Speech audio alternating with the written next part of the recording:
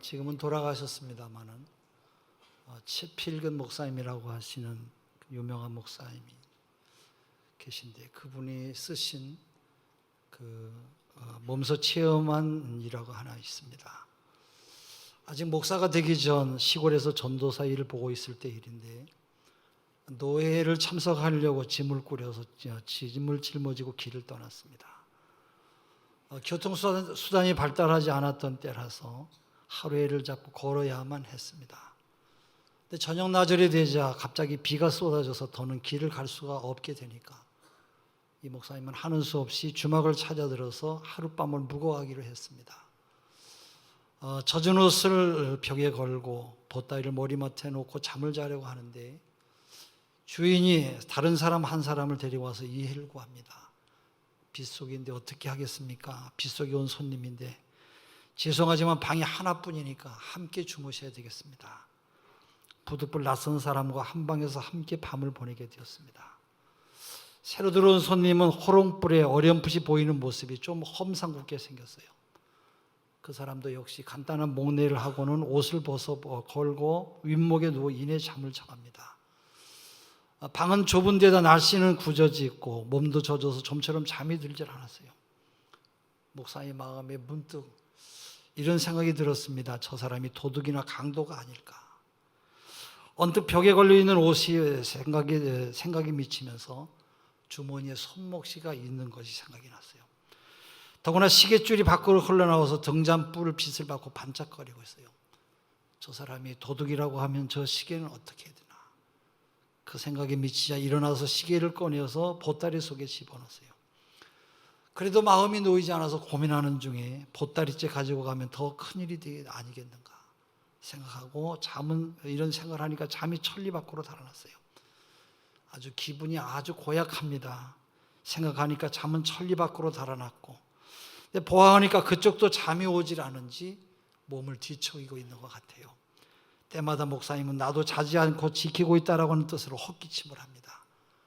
또 그쪽이 부시럭거리면 이쪽이 헛기침을 하고, 그쪽이 헛기침을 하면 이쪽도 안 잔다고 하는 그런 표시로 부시럭거리면서 밤새 두 사람이 이렇게 신경전을 벌이다가 날이 밝았어요. 아침이 밝아서 겸상으로 밥이 들어왔습니다. 두 사람은 밥상 가운데 마주 앉게 되어서 식사 기도를 하려고 하는데, 저쪽에서도 함께 기도를 하려고 엎드리는 거예요. 아차, 지나간 밤에 일을 생각하니까 목사님이 너무 기가 차요. 사람을 터무니없이 의심했던 것이 너무 부끄럽기 짝이 없어요. 두 사람은 그때서야 제대로 인사를 나누고 통성명을 했어요. 알고 보니 이 사람도 교회 장로님이고 어느 교회 장로님이고 같은 노예에 가는 길이라고 하는 것입니다. 우리는 누구나 할 것 없이 일생을 돌아오면 부끄러운 일들이 많이 있을 것이에요. 당연히 믿어야 되는데 충분히 믿을 수 있었는데도 서로 시기하고 의심하며 원수로 대한 일들이 얼마나 많겠습니까? 불신은 무지를 낳고 무지는 절망을 낳습니다. 어거스틴은 인간은 그가 알고 있는 것으로 평가될 것이 아니라 그가 사랑하는 것에 따라서 평가되어야 된다고 말했어요. 여러분, 사람의 값이 어디에 있는 것입니까? 많이 안다고 여러분 높은 사람입니까? 지위가 높다고 여러분 행복한 사람이냐 말이에요. 또 돈이 많다고 그가 여러분 행복하고 좋은 사람이냐 말이에요. 그렇지 않아요. 모름지기 그가 누구를 얼마나 사랑하느냐 하는 것이 문제예요. 나 자신을 온전히 바쳐서 사랑할 만한 대상을 사랑하고 있는가? 사랑을 알고 사는가? 우리 인간의 가치는 바로 여기에 따라 평가되어야 되는 것이에요. 사랑의 질과 사랑의 지혜와 사랑의 도덕성이 문제인 것이에요. 이기적인 사랑은 사람을 악하게 만들어요. 무모한 사랑은 사랑이라고 하는 이름으로 다른 사람을 괴롭혀요. 잘못된 사랑은 나도 고생하고 남까지 괴롭히는 것이에요. 사랑을 한다고 하면서 시기질투가 많습니다. 시기질투하면 나도 괴롭고 또 남도 괴롭힐 뿐이에요. 선한 사랑이어야 되고 지혜로운 사랑이어야 되고 하나님 앞에서 거듭난 사랑이어야 될 것입니다. 그래야 나도 행복하고 남도 함께 기쁘게 할 수가 있는 것입니다. 스위스 세계적인 신학자 칼바르트라고 하는 아주 유명한 신학자가 있었어요. 말년에 이분은 온 세계를 두루 다니면서 강연을 했습니다. 그때 강연한 원고를 모아서 책으로 펴낸 것이 여러 권 되지요. 이분이 미국을 방문해서 강연할 때 일입니다. 많은 사람들이 그의 강연에 감동을 받고 모두 다 이 노 교수를 존경하게 되었어요. 강연을 성공적으로 마쳤을 때 한 청년이 벌떡 일어나서 질문을 합니다. 지금까지 박사님의 마음을 스쳐간 생각 가운데 가장 위대한 것이 어떤 것이라고 생각하십니까? 칼바르트는 깊이 생각하고 짤막하게 대답했어요. 예수님께서 나를 사랑하신다는 것입니다. 나는 성경을 통하여 이 사실을 깨닫고 내 생활에서 이것을 간증하고 있습니다. 여러분, 이 말이 얼마나 위대한 일입니까? 하나님께서 나를 사랑하신다고 하는 것, 바로 이것을 깨닫고 사는 사람이 행복한 사람인 것이에요. 여러분, 지금 나에게 임종이 가까웠다고 한번 생각해 보세요. 옆에서 아내가 울고 있어요. 자식들이 침통한 얼굴로 주변에 둘러서 있습니다. 그렇다고 위로가 되겠습니까? 나에게 아무런 소용이 없어요. 재산이 많으면 뭘 할 것이고 지위나 명예가 무슨 내게 소용이 있겠습니까? 오직 하나, 내 마음속으로부터 들려지는 음성이 있어야 될 것이에요. 하나님께서 말씀하십니다.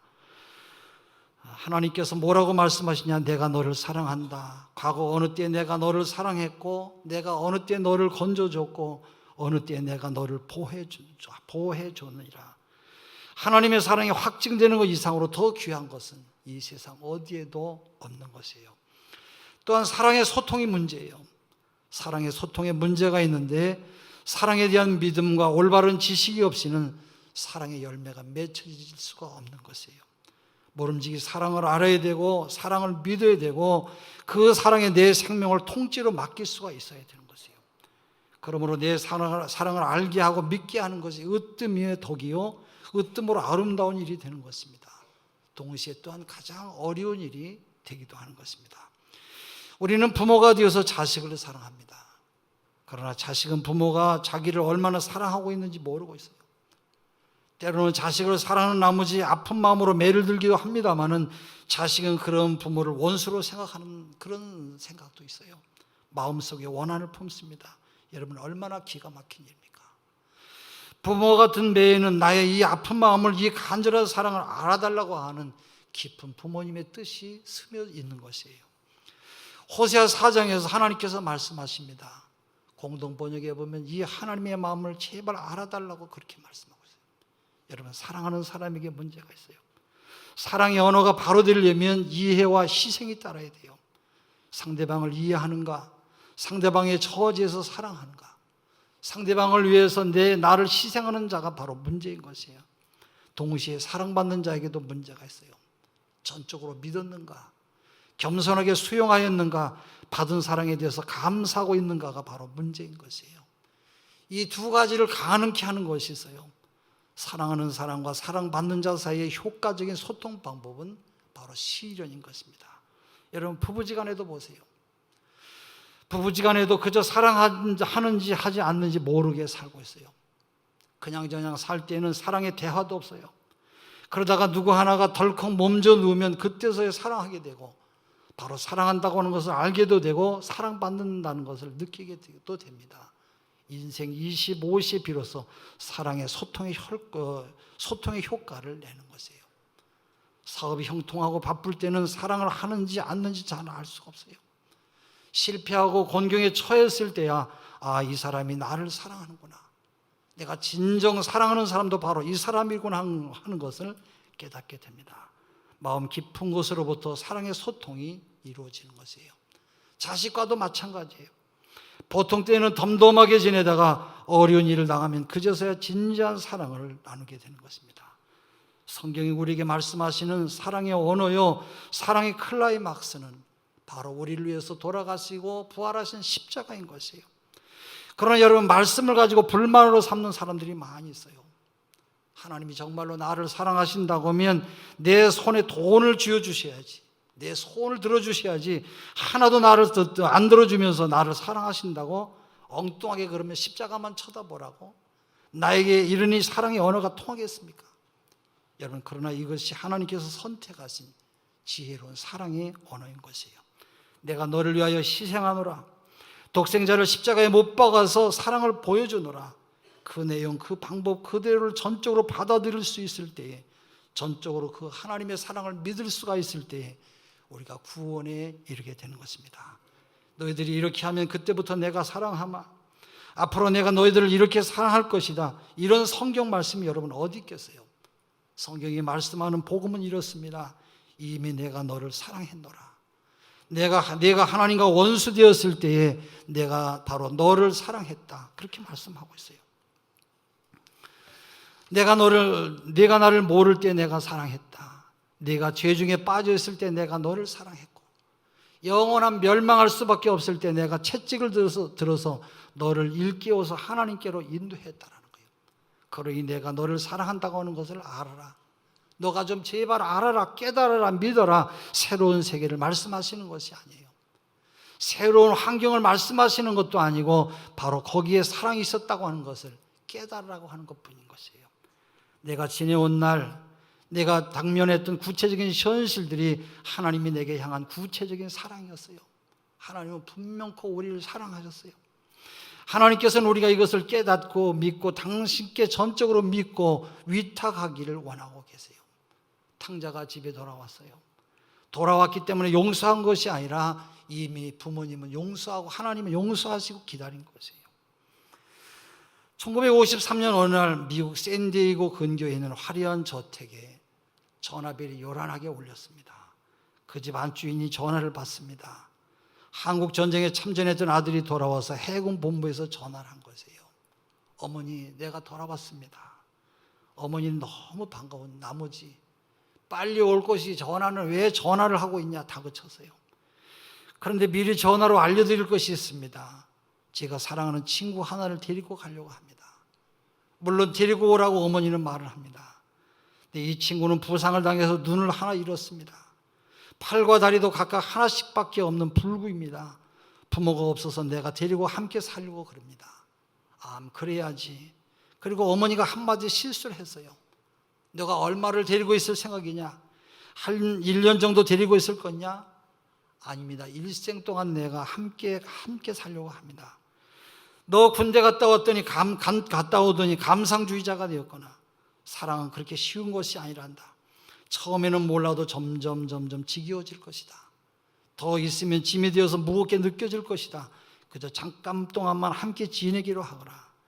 어머니의 이 말을 들은 아들은 인사도 없이 덜커덕 전화를 끊어버리고 말았어요. 그로부터 몇 시간 뒤에 아들이 죽었다고 하는 전보가 날아들었어요. 깜짝 놀란 어머니가 울며 불며 한 걸음에 달려가 죽은 아들을 얼싸안았어요. 근데 죽은 아들은 눈이 하나 없고 팔과 다리가 각각 하나씩밖에 없었어요. 점점 지겨워질 것이고 짐이 들 것이라고는 이 어머니의 말을 듣고 이 아들은 호텔 12층에 올라가서 투신 자살하고 만 것입니다. 여러분, 과연 누구의 잘못입니까? 내가 건강하면 사랑하고 내가 불구자가 되면 여러분 내쫓는 어머니이십니까? 내가 합당하지 못하면 여러분 사랑이 변하는 것입니까? 물론 이것을 시험하려 한 아들도 잘못이지만 무조건 받아들이지 못한 어머니의 마음에도 바로 문제가 있는 것이에요. 우리가 언제 우리의 자격으로 하나님의 사랑을 받았습니까? 사도 바울은 말합니다.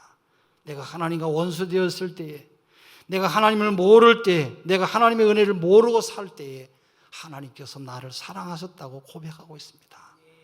깊이 깨닫고 그 사랑에 감격하고 있는 것이에요. 여러분, 이 사랑에 무슨 조건이 있겠습니까? 내가 잘나서입니까? 여러분, 의로워서입니까? 본디 여러분, 사랑은 절대성을 지니고 있는 것으로 하나님께서 우리를 사랑하신 것도 역시 마찬가지예요. 우리가 선하고 의로워서 우리를 사랑하시고 부르신 것이 아니에요. 또 우리가 사랑받을 만한 어떤 훌륭한 일을 해서 우리를 사랑하신 것이 아니에요. 하나님은 우리를 죄인 되었을 때 이미 부르셨어요. 로마서 5장 8절, 우리가 아직 죄인 되었을 때에 그리스도께서 우리를 위하여 죽으심으로 우리에 대한 자기의 사랑을 확증하셨느니라고 말씀하고 있어요. 죄인 된 우리를 사랑하시고 영원한 사망에서 영원한 영생의 길로 허락해 주신 우리 하나님의 은혜를 감사하면서 살아야 할 것이에요. 사도 바울은 복음을 전했습니다마는 그에게는 전설에 의하면 간질병을 앓았다고 그래요. 그것 때문에 그는 항상 고생을 많이 하였다고 합니다. 여러분 생각해 보세요. 강단에서 이렇게 제가 설교를 하다가 갑자기 쓰러져서 간질병으로 여러분 거품을 흘리고 있다고 여러분 생각해 보세요. 사도 바울은 갈라디아서 4장 14절에 뭐라고 말하느냐? 너희를 시험하는 것이 내 육체에 있으되 이것을 버리지도 아니하고 나를 하나님의 천사와 같이 또는 예수 그리스도와 같이 영접하였도다고 그렇게 감사하고 있어요. 너희를 시험하는 것이 내 육체 속에 있었으나 너희는 나를 버리지 아니하고 천사처럼 영접했다고 말씀하고 있어요. 사도 바울은 평생 하나님께서 주신 그 하나님의 큰 은혜를 감사하며 살아가고 있어요. 여러분, 우리의 신앙도 감사하는 신앙으로 연결되어야 할 것이에요. 오늘 우리들에게도 죄악 속에서 방황하는 영혼들을 우리 하나님께서 사랑하셔서 하나님의 사람으로 우리를 불러주시고 하나님의 사람으로 우리에게 맡겨주시고 사랑을 맡겨주시고 귀한 사명을 또 우리에게 주셨어요. 그 사명이 바로 무엇입니까? 오늘도 예수 그리스도를 안 믿는 많은 이웃과 많은 사람들에게 그리스도의 아름다운 사랑을 전하는 것, 그것이 바로 하나님의 사랑을 나타내는 것이고 전하는 일이요 우리의 사명인 줄로 믿습니다. 기도하겠습니다.